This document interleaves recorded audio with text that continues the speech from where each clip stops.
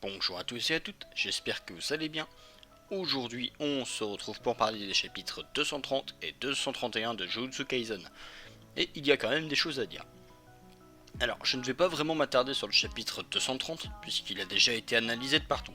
Cependant, je vais quand même me servir de quelques éléments de ce chapitre qui vont me servir dans la vidéo. Alors, au programme du jour, j'aimerais surtout parler de Gojo et Sukuna, de ce qu'il leur reste et de ce qu'ils peuvent faire pour renverser la situation. Maintenant que leur territoire, c'est un peu terminé quoi. Allez, c'est parti. Dès le début du chapitre, on apprend que les coups de Satoru ne sont pas des coups normaux, ce sont des coups critiques, soit des éclairs noirs. On pensait que l'on n'avait jamais vu Satoru le faire, mais en réalité il le fait depuis le début, puisque chacun de ses coups est un éclair noir. Cela explique pourquoi Satoru domine Sukuna au corps à corps, même si ce n'est pas la seule raison. En plus de ça, Satoru est un monstre au corps à corps, là où Megumi est un invocateur, et n'est donc pas censé se battre au corps à corps avec un tel niveau. Sans parler de la maîtrise de l'énergie occulte de Sukuna, qui défie l'imagination grâce à son sixième œil. Donc en soi, il est totalement normal que Sukuna soit un peu dominé au corps à corps. Rien d'étrange là-dedans. Cependant, pour le moment, Sukuna ne peut toujours pas lutter à force égale, puisque Satoru peut toujours utiliser son sort Blue, le rendant intouchable, sauf s'il le souhaite comme vu dans ce chapitre. Sukuna ne peut plus utiliser le prolongement du territoire, à cause des dégâts sur son cerveau, mais aussi de Makora, qui ne peut pas s'adapter à l'intérieur. Logique, en soi, puisque tous les sorts sont annulés à l'intérieur. Malgré cela, il y a une chose étrange. Sukuna affirme que Satoru n'utilise rien d'autre que son sort pour éviter donc l'adaptation. Mais que peut-il utiliser justement? Blue n'est-il pas tout ce qu'il lui reste? Parce que bon, rouge, c'est son sort d'inversion, donc c'est mort, et violet c'est la fusion des deux. Je me demande si Sukuna ne connaîtrait pas une autre technique du clan Gojo que nous ne connaissons pas. D'ailleurs cela pourrait faire écho à la page couleur que nous avons eue il y a quelques chapitres, sur laquelle Satoru utilisait un sort blanc. Et quand on connaît l'importance des couleurs chez Satoru, surtout au niveau de ses sorts, ça m'étonnerait que ce soit juste un effet de style. Donc c'était peut-être justement un petit teaser d'une future technique de Gojo. Du coup, il faut s'attendre justement à d'autres couleurs avec d'autres aptitudes de la part de Satoru. Mais j'y reviens légèrement un peu plus tard. Maintenant que l'on a une petite idée des possibilités de Satoru, que peut faire Sukuna quant à lui? Eh bien, en attendant que la roue ait tourné encore 3 fois, probablement pas grand chose en réalité.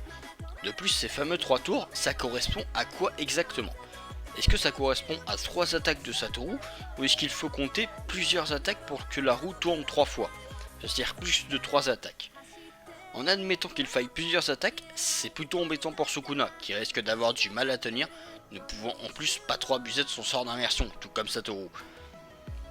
Mais si c'est ça, il possède toujours son Shikigami soigneur, pouvant l'aider dans ce domaine sans avoir utilisé son sort d'inversion. Donc globalement Sukuna risque pas de se faire one shot normalement. Par contre, s'il s'agit de seulement 3 coups, je ne vois pas comment Satoru pourrait le finir en 3 attaques. Enfin si, je vois une solution. Comme il est dit au début du chapitre, les coups les plus dangereux sont ceux auxquels on n'est pas préparé. Satoru pourrait donc alors lancer un ultime sort d'inversion pour lancer un violet destructeur, auquel Sukuna ne s'attendrait pas, et donc lui faisant beaucoup de dégâts.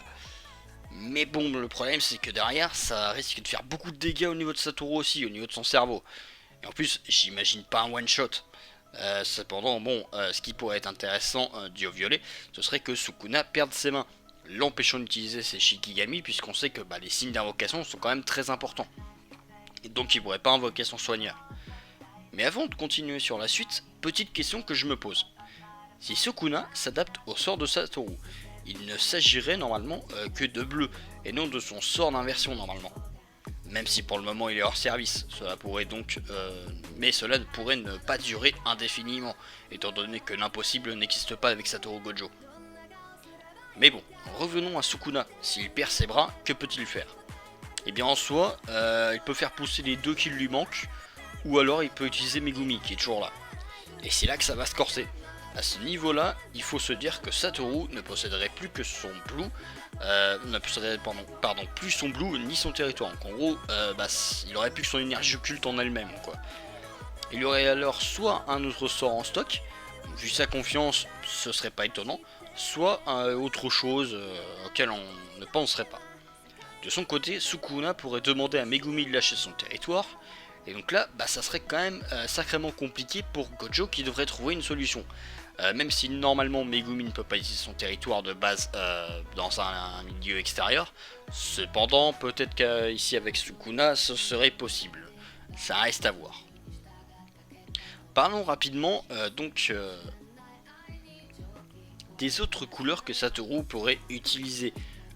Eh bien, s'il possède l'attraction et la répulsion, il pourrait aussi par exemple posséder un sort permettant de manipuler le temps, pourquoi pas via l'infini, ce serait pas forcément déconnant.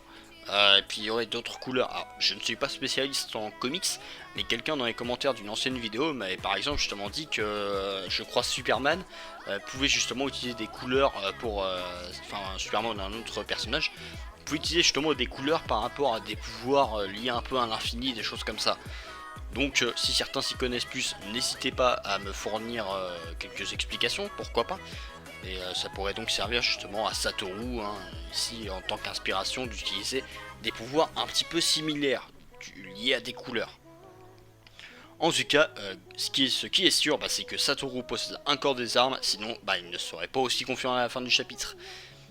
Pour moi c'est clair, surtout qu'il serait pas arrivé face à Megumi, face à Sukuna Megumi, comme ça les mains dans les poches. Ça m'étonnerait un peu. Du coup donc voilà, c'est comme ça que je vois les prochains chapitres. Je préfère ne pas aller trop loin parce que c'est pas forcément intéressant. On verra ça au fur et à mesure que les chapitres vont avancer. Bon, en attendant, malheureusement pause la semaine prochaine, mais bon, ça permettra de digérer ce combat incroyable qui va probablement encore nous apporter beaucoup. Ceci dit, moi je vous dis à plus pour la prochaine vidéo, donc qui sera la review des 2 chapitres d'Hippo. Et puis en attendant, bye tout le monde.